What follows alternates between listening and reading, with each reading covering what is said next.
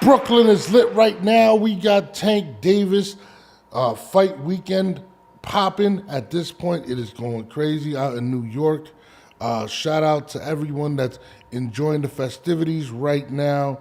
It's hard to deny it, but Tank Davis, he got the streets hot right now. It's a good look for anyone that's trying to enjoy some boxing. Although the matchup isn't what we all expected, the excitement is there. Everyone is out. It's a good look. I'm excited for it. I mean, I'm not gonna lie. I'm not excited for the fight. Why am I gonna lie to you? I'm not excited for the fight.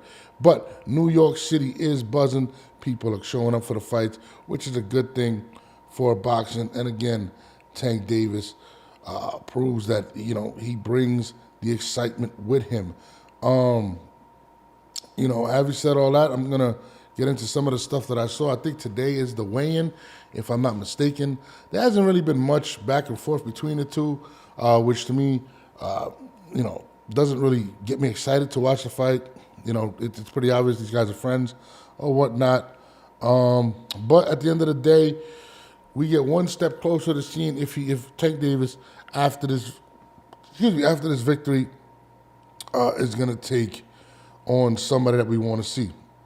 There's been a lot of talk about, possibly a fight with Shakur Stevenson. We're seeing that.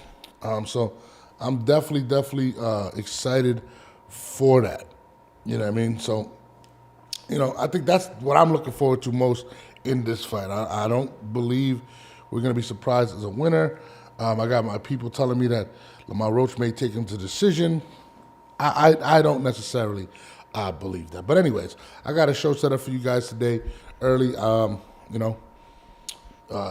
had a show Monday. We did another live the other day. And just dropping episodes. But every Monday, Wednesday, and Friday, we'll be on at 10 a.m. Starting next week. I know I've been telling you guys that for a minute, but it will be consistent every week. And also, we got tonight, I'm going to give you guys a special show. I'm going to bring on Trevor McCumbee tonight live to kind of give us what's going on now. Who's he planning on fighting? When is Trevor coming back? He did have a very, very impressive debut and things of that nature.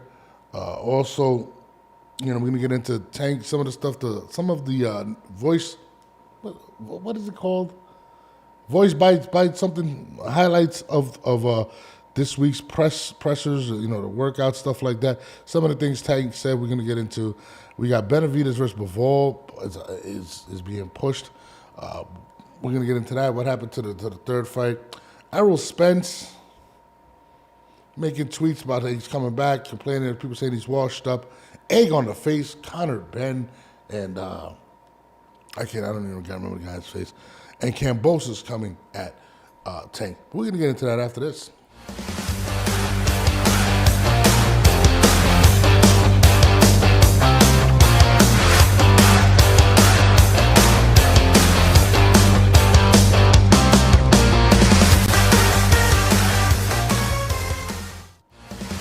Yeah.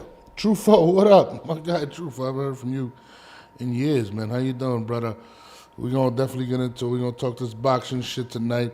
Tank Davis, of course, this weekend is getting it popping with Lamont Roach. I don't know if I should give you guys one of these or one of these, but I'll give you both. Do I expect it to be a great fight? No. It could be a great fight. Lamar Roach could bring it. Now, I will say this.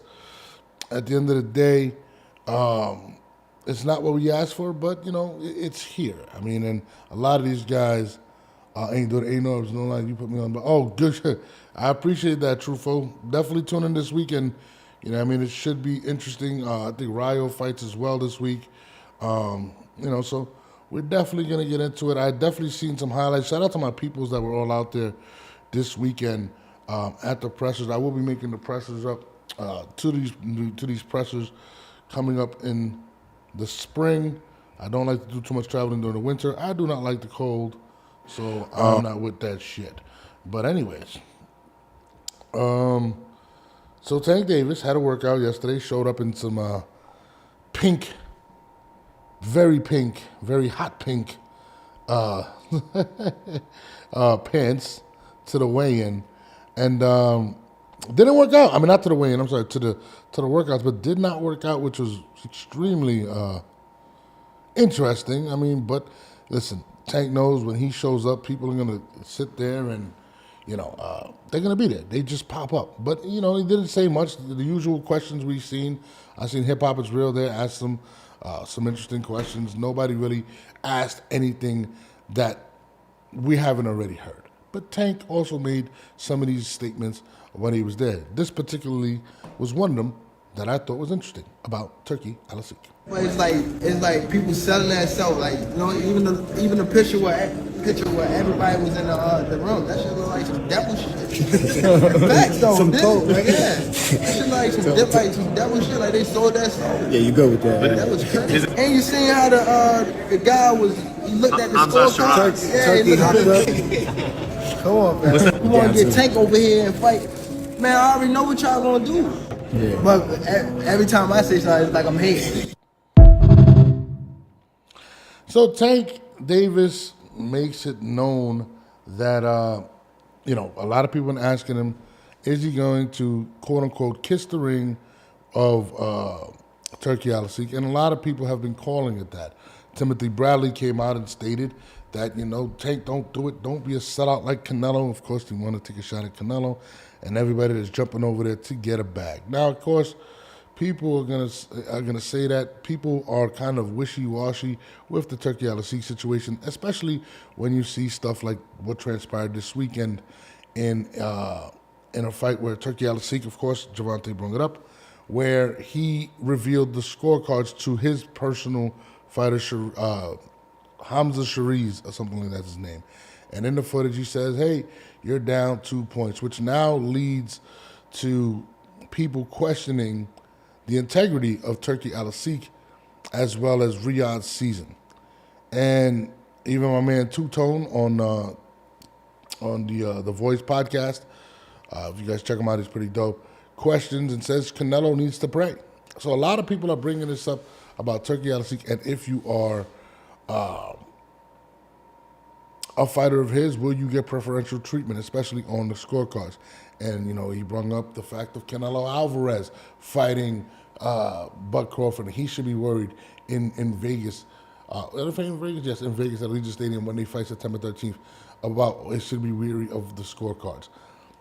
Again, listen, these are all fair questions. I cannot blame Tank Davis for feeling the way he feels in that regard.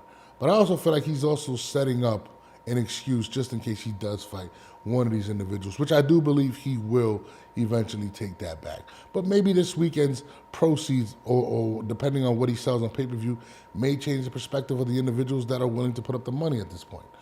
But I feel like Turkey Al-Asik has positioned himself in a situation to where these fighters are loyal to that green that he is giving them. And I think Shakur Stevenson, in order to get that fight with Gervonta Davis, it's going to go through Turkey Al-Asik. So, I feel like he's kind of setting up his excuse real in a sense, but also he does have valid reason to feel away, especially when you have this type of behavior. It was definitely unprofessional. Turkey Al-Asik kind of put himself in that situation. I couldn't imagine being the other fighter on the other corner witnessing what happened. And I think in that fight as well, I think it was a draw, which was very controversial. So to me, you're opening up questions. And he did bring up the famous photo with all of the individuals that were in attendance where it did look like an Illuminati meeting. So, and again, listen, it is very tough. This is somebody that's brand new, but he's also made a lot of splashes, not because of what he's done, but because of what he's given. And what I mean by what he's given is pretty much money. People are in there for his pockets. And I've experienced in my life, whenever somebody comes around with a lot of money, how people tend to behave or react. And to be honest with you, when you have that bag and everybody feels like they can obtain something or better their family, you are their best friend. They're gonna continue to dig and dig and dig until there is no more to dig. And Turkey Al-Asik is in control because of what he is spending, overpaying some of these boxers, sometimes doubling the amounts to what they're accustomed to getting. And everybody seems to be on the Turkey boat. Even PBC fighters. Canelo Alvarez went over there, but you got to give Tank credit. He's kind of holding firm for whatever reasons he feels. I don't know whether it's not enough money, whether it is the alleged corruption that can possibly be happening at Riyadh, but that's what we're getting. Real since day one. What's good, my brother?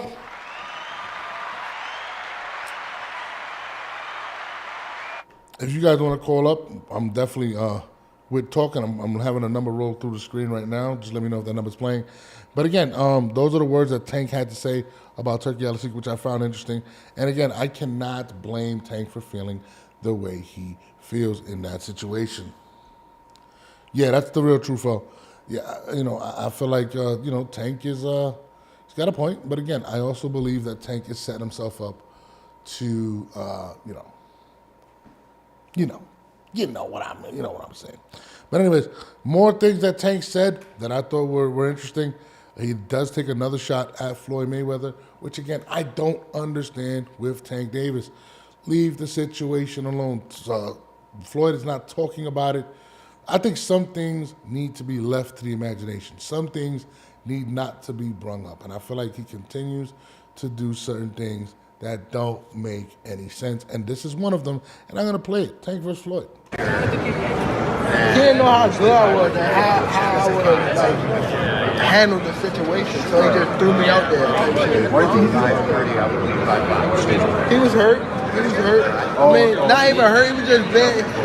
First of all, Floyd don't never want to see no one like a fighter do better than them. How the fuck would you say Terence Crawford should fight? Finna be there. That don't make no fucking sense.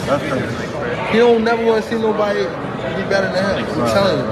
Use next in line. This way, you next in line. Is there like The last question guys is there like a love-hate for like fighter? Yeah, I love the fighter. Like, I ain't gonna lie, if he was like chill, like he'll be the smoothest, but he's not. You know what I mean?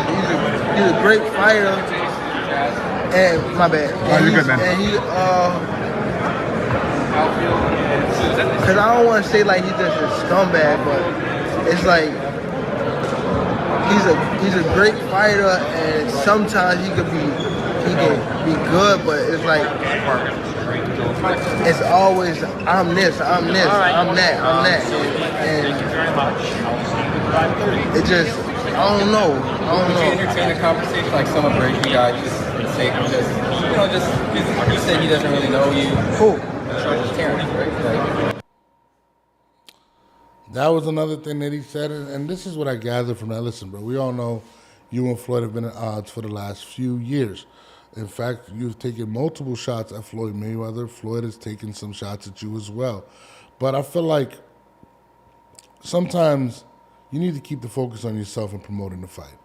I don't think making Floyd Mayweather your enemy is going to gain you any fans. A lot of people love Floyd. You making statements about he doesn't want to see anybody doing better than him, then bringing up Terence Crawford, trying to kind of like justify what you're saying about fighting Benavidez. Listen, Floyd's going to have his opinion just like anybody else. But the fact that you guys have smoke is between you guys. And I think he continues to bring him up. It was a couple weeks ago he brought up, I think it was like last week actually, brought up something about Floyd not rocking with him, trying to sabotage him, hating on him. And because of alleged conversations that were had on Snapchat between Floyd and between then the 16-year-old Yaya and the 22-year-old Gervonta Davis. Listen, sometimes you just gotta let it go. Sometimes you just gotta not speak on it. But it's unfortunate that, and again, I've definitely fallen out with people that I came up with, or people that may have helped me in the midst of coming up. But sometimes they're for valid reasons. And you got to be grateful for what Floyd did. And I feel like sometimes being grateful is not even saying anything at all. Your mother said, if you don't got nothing nice to say, don't say it at all. You're kind of trying to taint his legacy by talking about his character and things of that nature. But the man did put you up. The man put you in this position. Granted, you knocked out these people. You were the one that was successful. But Floyd crafted the career to the opponents to make you as successful as you can be. And now you are one of, if not the faces of boxing. So to me, I think you got to let it go. Real since day one, since he's trying to get a Floyd fight, come on, man. Listen, and I'm going to keep it frank with you guys. Floyd at 135, Gervonta at 135, Floyd wins. And Floyd wins by stoppage at that. I'm just being honest with you. Floyd, and I'm talking about pretty boy Floyd when he was 135, was a beast. He can let his hands go, he can defend. There really is no comparison. And it's just being honest. When you find guys like Diego Corrales, Castillo, something that Tank has never seen in his career. He's never taken those risks. You can't, as a fighter, you can't take that away from Floyd. And that's why I think the personal attacks are going to continue. Remember when he was putting out there, Tank was putting out there about Floyd, I guess, having money issues. And that's why he was stuck in Saudi Arabia, wherever he was stuck at. I don't remember exactly, Dubai. Guys, just let it go. And I think Gervonta has to just let it go at this point. And kind of alluding to the fact that Floyd may be jealous of your success, Floyd has the highest gate. Floyd has a lot of things that he can hang his hat on. And yes, listen, there is times where Floyd is, he did. At one point, I thought it was annoying, and I remember when it was happening, would speak for Gervonta. Gervonta's not a great speaker, and involve his career in it. I watched videos where Floyd would say, I'm the greatest, and this and that. And listen, I get it. I totally get it. But at the end of the day, sometimes you just got to respect the person that helped you get there. Even if you're not rocking with each other today, just let it go.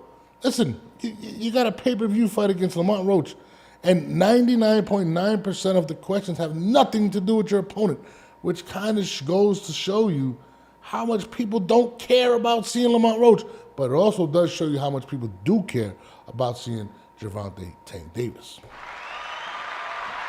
Whether you like it or not, the guy is popular. I don't want to watch the fight. I don't want to watch this opponent, but I'm going to watch Tank do what Tank does. He's a great talent. I totally understand it. But Tank needs to just continue to move forward and keep getting back. I will say this, I did see an interview where he kind of walked down comments that he had made about retiring. He said he's going to fight 3 times this year, and looks like he's going to continue to fight on. Now, is he going to get an opponent? I don't know. My man TZ came out and said Keyshawn got a better chance at Tank than Shakur, in my opinion. I'm almost with you, TZ. I'm like, if Shakur's hands heal 100%, I would give it to Shakur. I think Shakur has a better chance. I think Shakur beats him. Keyshawn Davis is a big man. He's a good boxer, a good puncher. He's shown the dangers of him. Again, guys, and again, people can say whatever you want about Tank Davis. He is the biggest name at 135. He's the biggest fighter in America, okay? But you also got to, he's not war tested. He's not battled. He hasn't fought the elite competition. So you can't sit there, and again, there's an aura of invincibility for Tank Davis simply because he's unbeaten and has like a 90% knockout ratio. But then you got to question, is he fighting the best fighters? And this is I'm gonna bring this up real quick. My man Kambosos, George Kambosos Jr.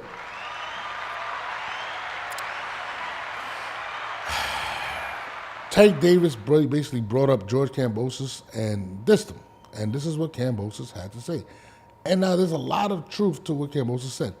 Shit, okay, you brought me into this now. Ha, ha, ha, ha, ha. At least Kambosos has won every belt and stepped to Lopez, referred to Teofimo Lopez. Haney twice, and Lomachenko in a space of 2.5 years. Tanky, the jig is up, you little guy, you little ugly midget. That's 3 Hall of Famers. Top 10 pound-for-pound fighters. How many top pound-for-pound fighters you fought in the last 2.5 years? Yeah, that's right. Too worried about your 0. You cherry-picking dwarf. You ain't no gangster. Real gangsters step to anyone. You on the witness protection program, but it's a service. I can't sit there and say there wasn't a lot of accurate things on there. Has Tank Davis fought anyone on the pound-for-pound list? No. Has he fought the best competition? No. Has he fought the best guys or unified in his division? No. Has he, these are all facts. You can't argue with Kambosos in this situation. And again, the one thing you can't argue is people want to see Tank. The people don't care about the belt at this point. But in reality, as a fighter, Tank has not really been elite. He's not been successful. He hasn't beat the best. As a popular fighter, he is the top of the chain because he's knocking people out. You know what I mean? So I'm not mad at what he says. And again, you got to respect Tank's draw. But Kambosos had a lot of things to say that made a whole lot of sense. Shout out to George Kambosos. Now, if they fought, Kambosos is going to sleep. He's getting knocked out. Like, he's literally going to sleep. Like, I believe. And I'm not trying to say Tank is not talented, because I believe 90% of the people that are out there at 135, he would beat. Now, will he knock out Teofimo Lopez? I don't think he beats Lopez. Will he beat Tank? Will he beat Shakur? Possible. I don't believe it. I don't know. Can he beat Keyshawn Davis? These are all questions. I don't know. Real Since Day One says, what round do you got Norbs? For some strange reason, all right, and just watching the pressers and stuff like that, I feel like they're too friendly. And I was calling an 8th round knockout. I think it was 7th or 8th. But does Tank let him stay around? Because I think Tank has done a lot of carrying in this fight. And when I mean carrying, when he spoke of Keyshawn Davis, Devin Haney, and Shakur Stevenson, he said easy work, super easy work when it came to Keyshawn Davis. But then proceeded to say how tough a fight Lamont Roach is. It kind of shows you how he's trying to convince people that Lamont Roach is the opponent that should be there, and he deserves to be there. And he's the guy that, listen, I'm not saying Lamont Roach doesn't deserve to be where he's at. I feel like the kid's put in a lot of work, but he's not the first on the list of the fighters that people want to see. And that's just the facts. To be honest with you. You know what I mean? So, to me, I totally get it. You know what I mean? But I feel like he's overselling that. I say that to say this. I wouldn't be surprised if Tank allows him to stay around longer than he should, which can bring him into problems, to be honest with you. So that's why I'm questioning what round he would get knocked out in. I'm not 100% sure because I don't know, and I feel like Tank, for some strange reason, in this particular fight, is trying to showcase to people how much Lamont really deserves to be there. That's just how I feel. And it doesn't make me feel like I want to watch this fight. This is very similar to when Canelo fought Jaime Munguia. A lot of people believe Canelo could have finished him and carried him the rest of the way. I think he's doing the same with Lamont Roach just to prove how tough Lamont Roach is. And I wouldn't be surprised of a similar outcome where he knocks down Lamont Roach and carries him the rest of the fight, which can be dangerous because Lamont Roach is a solid boxer, okay? But we're going to see. I think Tank definitely wins the fight. If they weren't so cool, I would have said 8th round knockout. But due to the fact of how Tank is moving in regards to this fight, I would not be surprised if this fight ended in a decision with Tank winning. because he's pretty much carrying him. But that is dangerous. If you leave stuff to the scorecards, it is a danger. So to me, that's the feeling I'm in, the vibe I'm getting at this point. And it's not a good feeling going into a fight. You feel like you're being duped. I feel like I'm watching WrestleMania at this point. To be honest, that's just the facts. You know, I mean, you wanna think these guys are going up there to be competitive, but you start getting the feeling like, I don't know. Your mom's out in the crowd. Why'd you bring her? I don't want to talk trash to you. Things like that make me question shit. It just does. It just doesn't make any sense. So I'm gonna say, to close this out, that we're gonna get a decision. We're gonna get a decision in this fight, with Tank winning the decision and possibly, calling out someone, which I don't know who he would fight next. This is gonna be long drawn out. I think they're gonna try to get Lomachenko. I think Lomachenko should just retire. I don't think Lomachenko actually wants to fight anymore. But will we get the 4 that we want to see? All right, the 4 we want to see, or at least I want to see personally. Teofimo Lopez 1 versus Tank. Shakur Stevenson, I got him at 3 at this point. Keyshawn Davis, I have him ahead of him 2. And the 4th one, probably a Devin Haney fight. But you know what fight is interesting too? Ryan Garcia under Reynoso. I think that could tip the scales in favor of Ryan. But I don't know. But those are the guys we want to fight. We don't want to hear you bring. You know who else? I'm going to throw a wild. I wouldn't mind seeing him fight Navarrete. That's how I feel in that regard. Moving forward, speaking of promotions, right? I found this extremely crazy. So I think it was yesterday, the day before.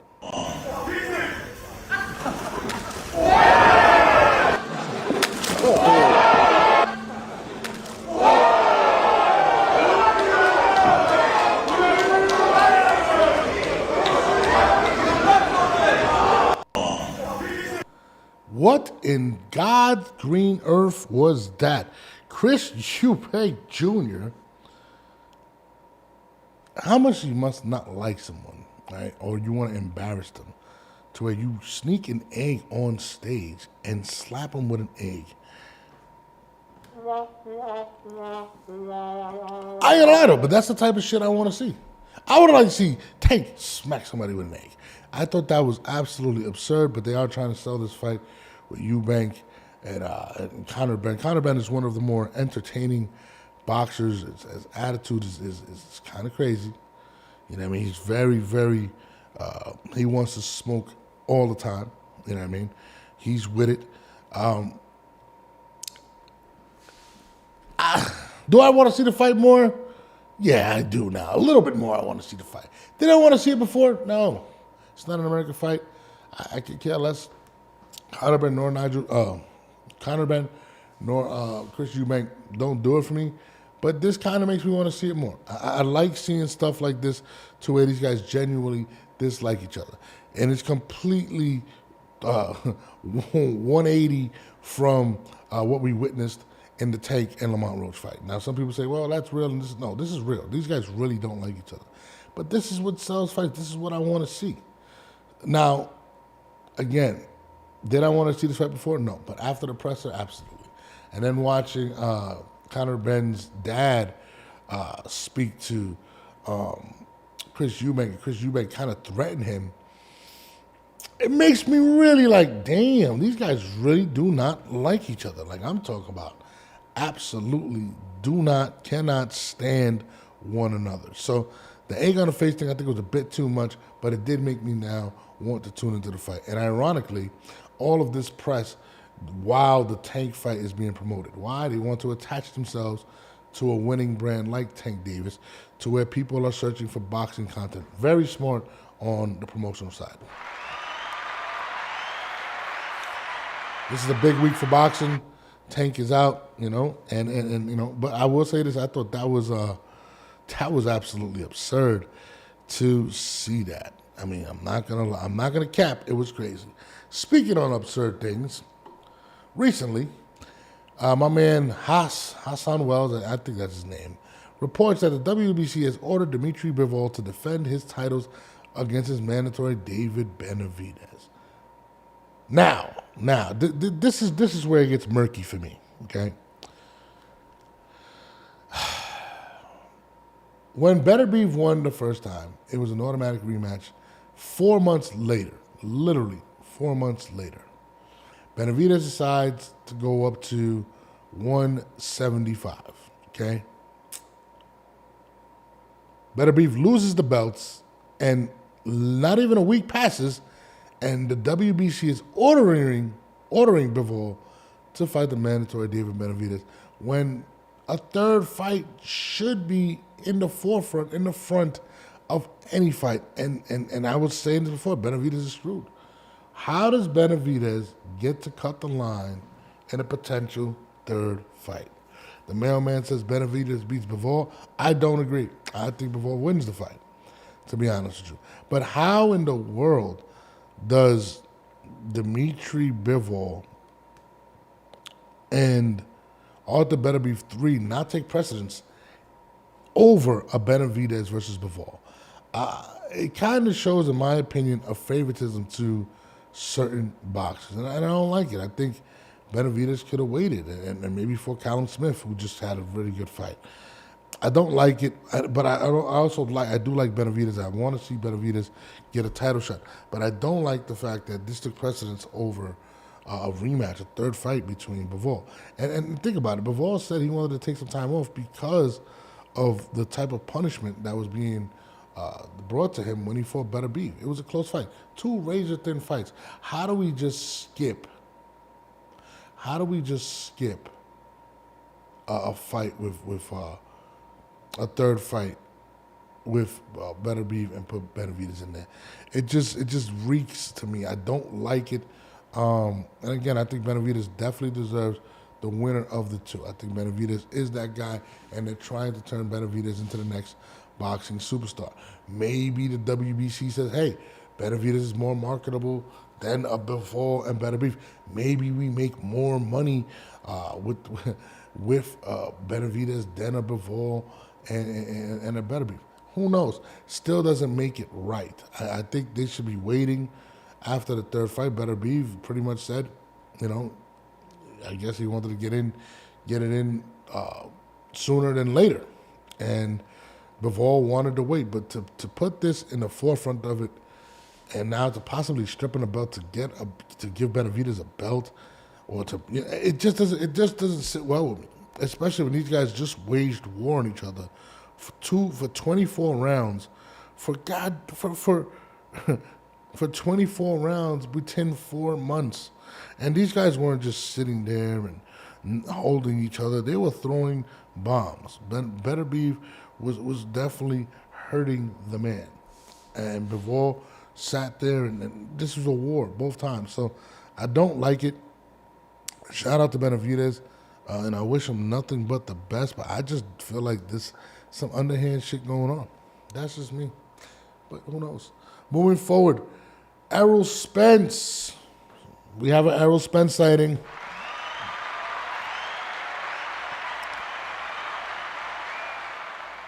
Goes to Twitter and says, some of y'all use he washed too loosely.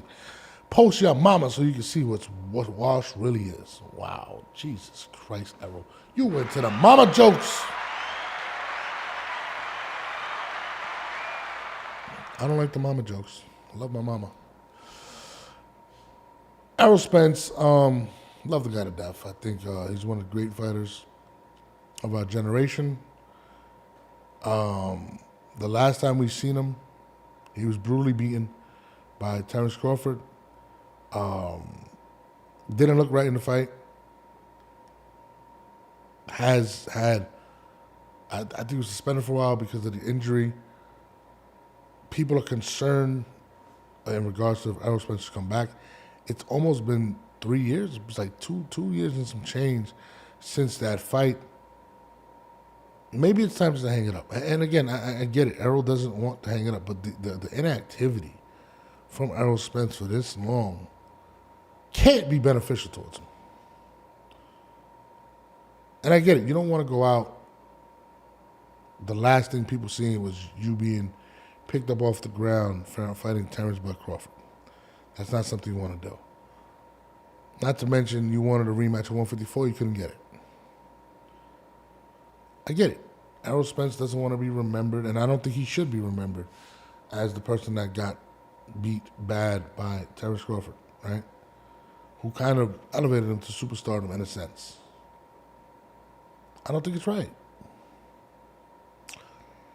But the fact that you haven't fought this long, I don't think it bodes well in any facet. Maybe in health. Maybe you'll be healthier. But 154, it's stacked. Does anybody believe that Errol will be successful at 154 when you got monsters like Virgil Ortiz, Madrimov, Bud, Xander Zayas, Tim Tszyu, just to name a few? I think he's made enough money. I think people should respect him. I think he's a Hall of Famer. I think he should just retire. But I get it. You don't want to go out like that. He's a fighter. He's a great. He wants to go out on a shield. But so many fights have fell through for whatever reason. I don't know. And maybe it's just time for Errol just to say goodbye, boxing. But I think he wants that one. Maybe he wants that one performance to say, "Hey, listen, I went out with a win," and I think that's something that is commendable. But you have a beautiful family, you have a beautiful wife, beautiful kids. I think maybe you should just sit back and say, "You know what? Let me enjoy the rest of these kids' lives." And again, I can't speak from a fighter's perspective, but I can speak from a father's perspective. When I say, the toughest part about watching your kids, right, growing up, let me say this. The best part of watching your kids is watching them grow up. The worst part about about being a father is watching them grow up. And I feel like just enjoy that, dude. You've done everything you can. You sacrificed your life, literally your life. People die in boxing. You made millions. Maybe it's time to say, you know what, let me focus on these kids. Not saying that he's not. But why step in the ring and risk it one more time where it's a possibility that you may not be able to walk out of that ring? I think Errol Spence has done more than enough to be considered one of the greatest fighters of all time. And I get it. Don't let personal pride get in the way of you living a healthy life and raising your beautiful family. And I'll leave the show on that. Shout out to Errol Spence, though. Much respect to you, my brother. Tonight, 8 p.m., please tune in. I'm going to have a special guest tonight. My guy, Trevor McCumbee.